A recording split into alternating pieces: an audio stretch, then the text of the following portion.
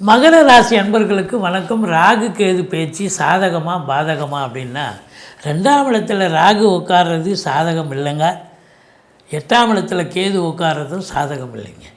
ஆனாலும் கூட இந்த ராகுவை இந்த ஓராண்டு காலம் பார்க்க போகிறார்.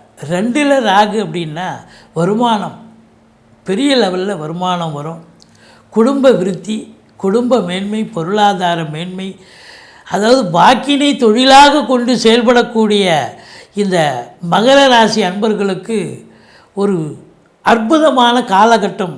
ஒரு சொற்பொழிவாளராக இருக்கார், இல்லை ஒரு ஜோதிடராக இருக்கார், ஒரு வழக்கறிஞராக இருக்கார், கண்டிப்பாக அவங்க சொல்கிற சொல்லால், அவங்க பேசுகிற ஆர்குமெண்ட்டால் கண்டிப்பாக சாதிக்கக்கூடிய தருணம்.